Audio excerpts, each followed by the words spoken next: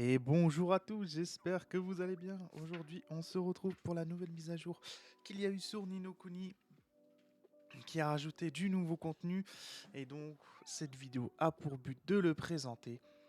Alors, ne perdons pas de temps, parlons directement du nouveau contenu qui est lié à l'épisode qui se passe sur Ni no Kuni. Alors, on a tout d'abord des nouveaux donjons de l'épisode. Et donc, comme vous voyez, qui sont donc Sirius difficile et Sirius défi qui est le contre-la-montre. Alors, on a tout d'abord le nouveau mode contre-la-montre qui est présent et qui donc se présente comme tous les autres contre-la-montre qu'on a eu dans les anciens épisodes où il faut faire un maximum de dégâts sur Sirius dans un temps donné. Je ne sais plus exactement c'est quoi le temps.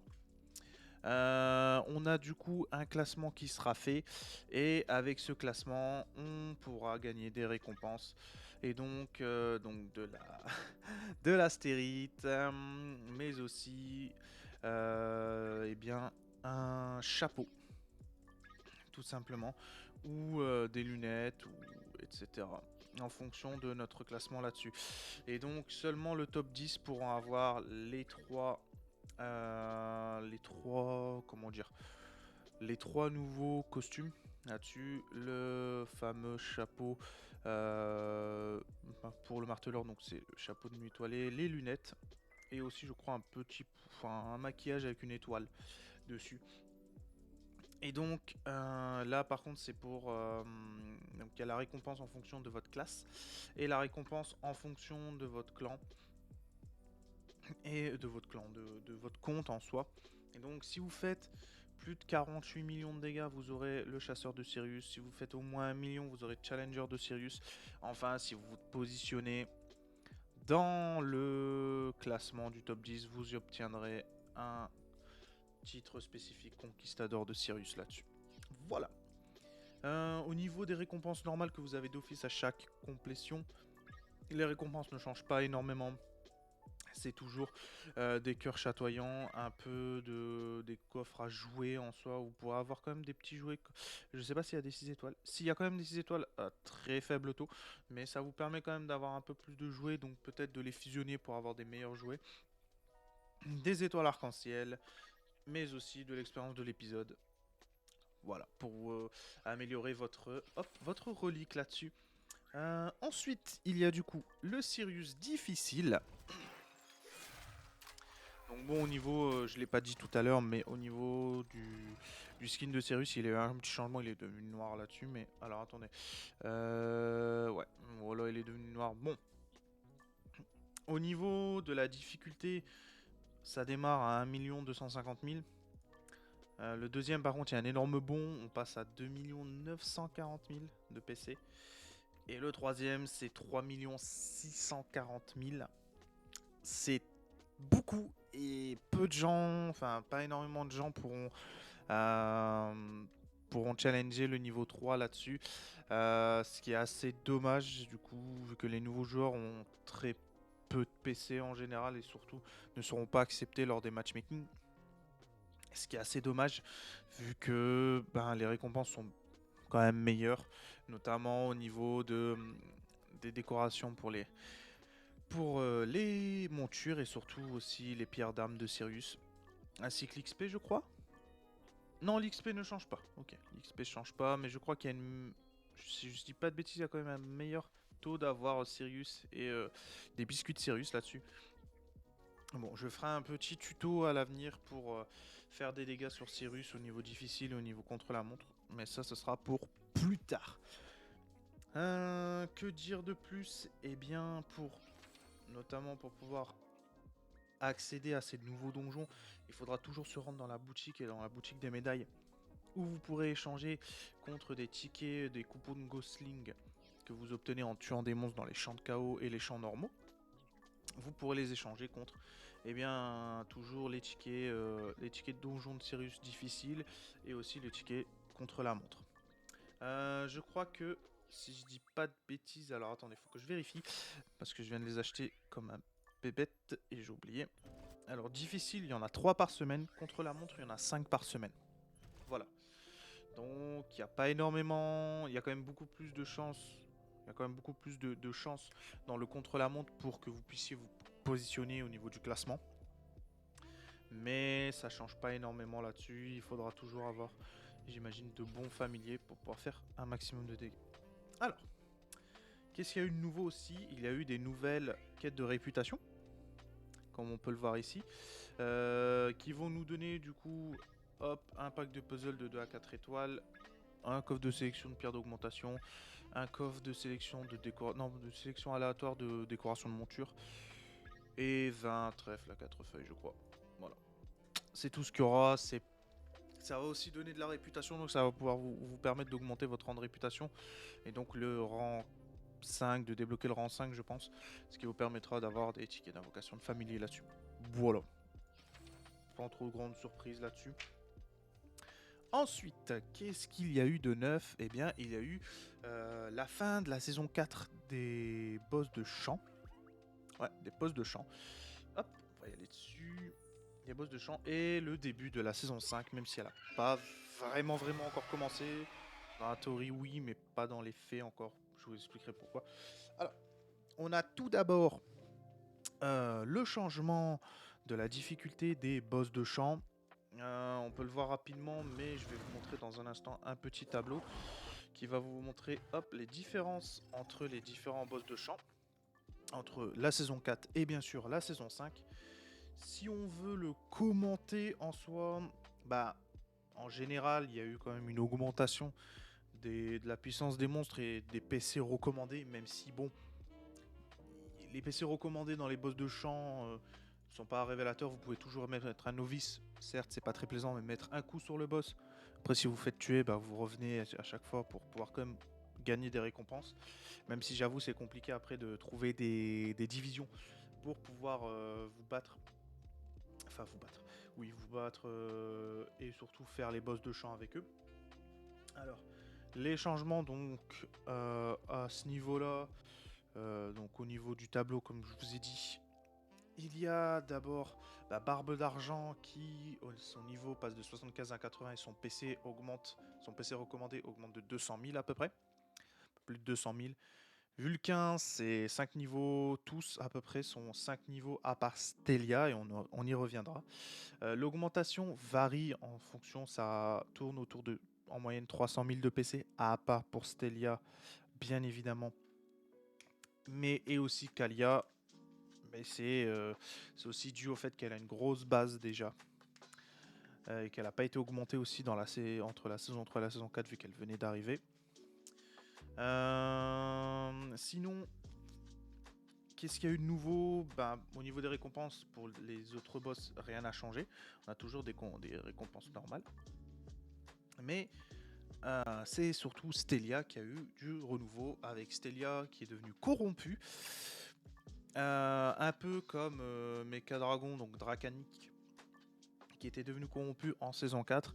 Stelia, cette saison, est mise en exergue pour qu'on puisse bien farmer et obtenir un peu plus ses équipements, donc son dévoreur de la nuit.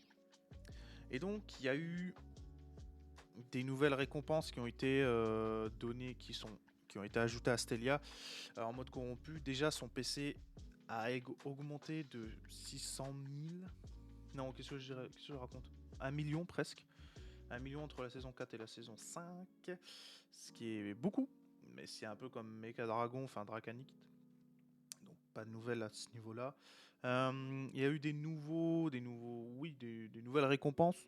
Donc toujours des bouts en fait de parties pour pouvoir créer, j'imagine le dévoreur de la nuit et aussi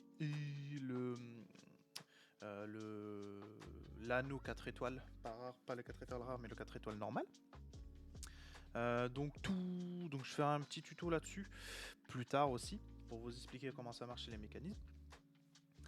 Que dire de plus? Il y a aussi, je crois, oui, la céréale de lumière, donc en soi les ingrédients pour pouvoir cuisiner un nouveau plat qui vous permettra, comme avec Dracanid, d'augmenter vos dégâts et de réduire les dégâts reçus sur Stelia.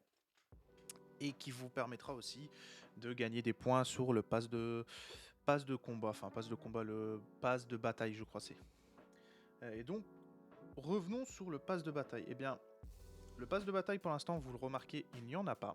Donc théoriquement la saison n'a pas encore commencé. Il viendra, il n'y a pas de date sur quand est-ce qu'il va venir. Mais la saison va durer 70 jours en tout. Donc ça laisse quand même le temps. Et en soi, on verra. Peut-être qu'il y aura un remaniement du pass de bataille avec d'autres récompenses, un changement des récompenses. Mais pour l'instant, on n'en sait rien. Avec ce Stelia corrompu, il y a eu donc l'ajout de nouveaux costumes. Un peu comme avec Dracanit où vous obtenez des fils de couture différents et spécifiques qui vous permettront de craft ce costume, donc ce chapeau et cette tenue. Et comment obtenir ces fils? Avec le pass de bataille et aussi et surtout avec la boutique juste là. Donc vous en aurez 50 en free to play sans diamant pour une valeur de 50 millions.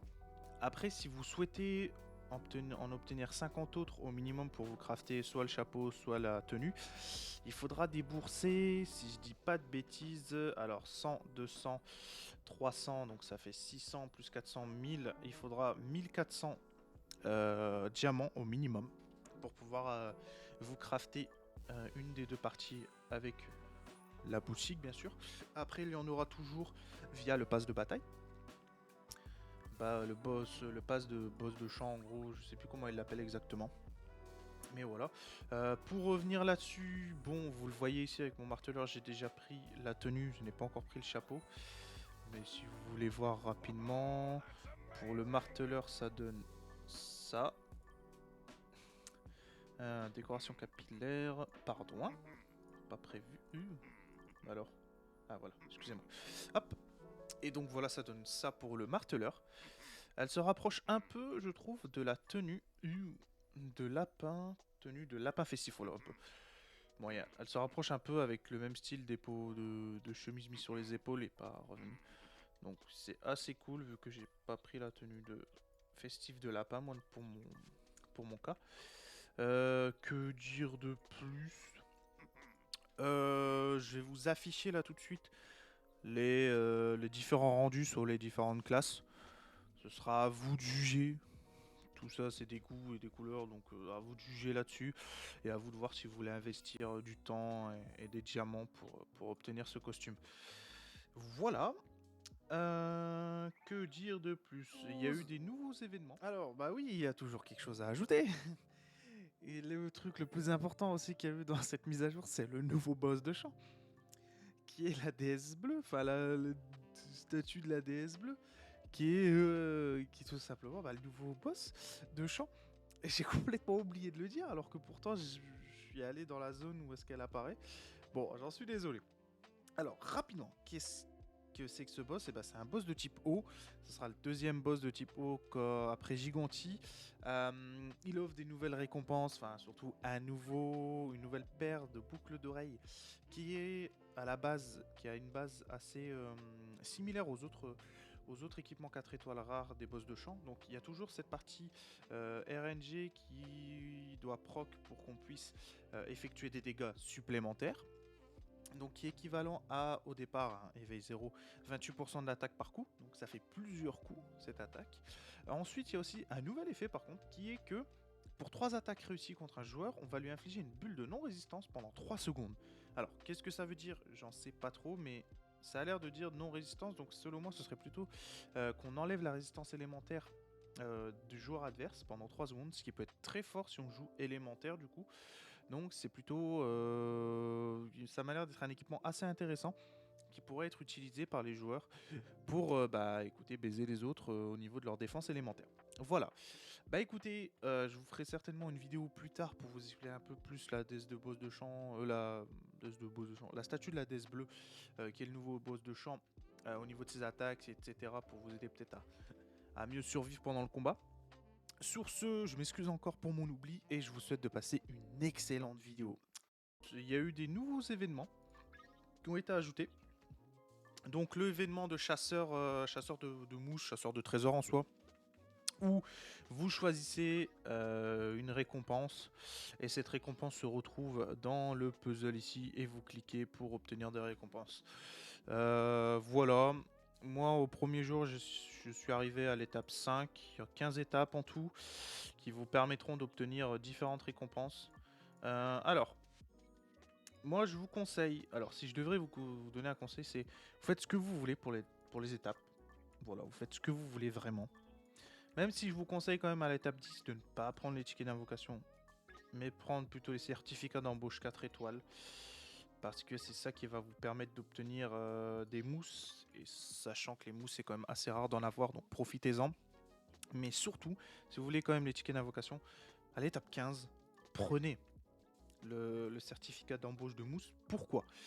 Parce que si vous regardez bien, hein, il y a des 4 étoiles et il y a des 4 étoiles rares. Sauf pendant le taux pour les 4 étoiles rares est quand même assez élevé. On a en tout, donc on va arrondir à 1,5 à peu près, mais on a 1, 2, 3, 4, 5, 6. 6 fois 5, ça fait quand même un bon 30. Et 30 fois 1%, vous avez quand même à peu près 30 fois 1,5, 35%. Attendez, 30, ouais, 35%, entre 35 et 40% de chance d'avoir un 4 étoiles rare.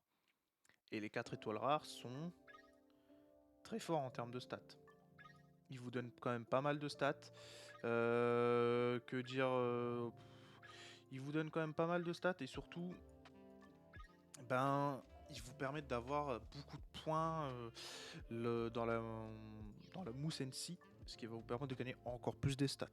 Donc moi je vous conseille vraiment de prendre le certificat dans l'étape 15 surtout, de prendre le certificat, de ne pas prendre les tickets d'invocation 10. Dans le pire des cas, vous allez perdre 10 familiers que vous pourrez toujours avoir avec les œufs, les éclosions d'œufs. Donc vous cassez pas la tête. Et puis le coffre de sélection de poupées talismatiques, 3 poupées, ça ne vaut vraiment pas le coup.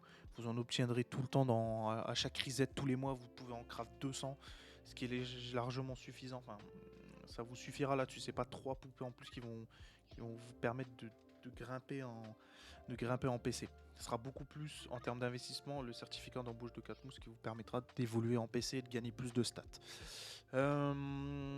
J'ai remarqué quelque chose là-dessus, c'est que moi j'ai une technique et elle fonctionne plutôt bien vu que j'ai participé à 2 chasses au trésor en soi. Et ce qui me permet d'aller assez rapidement, bon, je suis peut-être qu'à l'étape 5, je sais pas si c'est énorme, mais ça me paraît quand même pas mal. Et bien, c'est de commencer d'abord par cette diagonale-là, cette diagonale-ci, puis sur cette autre diagonale, puis ensuite de faire un carré ici. Et dans 90% des cas, j'ai directement la récompense. Mais souvent, on va dire, en faisant juste ces 2 diagonales-là, vous avez à peu près... Moi, en tout cas, j'ai à peu près 70% de chance d'obtenir le trésor ultime. Ce qui me permet d'aller directement à l'étape suivante. Après, les récompenses peuvent être sympas, mais bon, à la fin, quand j'aurai terminé toutes les étapes, je pourrai quand même farm les récompenses. Donc, je préfère terminer rapidement les trésors ultimes plutôt que de rester sur les cases et terminer tout complètement. Voilà. C'était une petite aide, ça peut vous aider à aller plus vite dans l'achèvement des trésors ultimes et d'augmenter en étapes. Ça fait toujours plaisir. Que dire de plus? Et ben, un nouveau événement dans le carte de défi du destin. Donc c'est toujours lié à l'épisode avec Sirius. Et donc en fait il faudra tout simplement faire l'événement. Donc terminer les pierres d'invocation, faire des pierres d'invocation et aussi battre Sirius. Ce qui vous permettra d'obtenir des coffres d'augmentation miraculeuse. Mais aussi des petites récompenses ici. Des cartes, enfin des puzzles rétro. Des puzzles. Donc, des pièces de puzzle, donc ce qui est plutôt sympa. Et bon après c'est d'autres petites récompenses qui sont chouettes, mais ça va vous permettre quand même de gagner un peu plus de récompenses là-dessus. Voilà. Ensuite, il y a l'événement du coup comme avec Mecha Dragon, Dracanic plutôt, l'événement de boss de champ surprise qui va vous permettre de gagner 2 anneaux scellés de Stelia juste en battant Stelia. Voilà. Voilà. Eh bien, je pense qu'on a terminé au niveau du nouveau contenu, je dirais. On a aussi un ajustement, qui a été fait au niveau de l'arène en équipe, mais de l'arène en équipe du temple. Alors, quels sont les ajustements? Il y en a pas mal. Il y a... je vous laisserai quand même aller voir le tableau parce qu'il est quand même assez gros et j'ai pas envie non plus que la vidéo fait 50 minutes. Mais en gros, il y a eu des ajustements avec une augmentation des points acquis, des ajustements en termes d'apparition des monstres, temps d'apparition des monstres dans l'arène en équipe. Il y a aussi des ajustements sur les bonus obtenus en tuant les boss, etc. Bref, en soi, ce qu'il faut retenir, c'est que les ajustements sont là surtout pour dynamiser un peu le combat. En fait, ils ont rajouté des effets, rajouté des points, etc. En fait, différents ajustements pour essayer de dynamiser le combat et faire en sorte que différentes stratégies peuvent être optées pour remporter la victoire là-dessus. Voilà, c'est ce qu'il faut retenir, même si je fais pas beaucoup d'arènes en équipe à cause du foutu matchmaking. Ce qu'il faut retenir, c'est surtout ça, c'est que là, il y a quand même un certain ajout de dynamisme qui pourrait donc rendre l'arène en équipe plus intéressante, même si bon, le matchmaking est toujours aussi foireux là-dessus. Voilà, voilà. Et bah écoutez tout le monde, je pense qu'on a fait le tour de la mise à jour. Et j'espère que cette vidéo vous aura plu, et puis je vous souhaite de passer une excellente journée et une bonne fin de semaine. Au revoir tout le monde.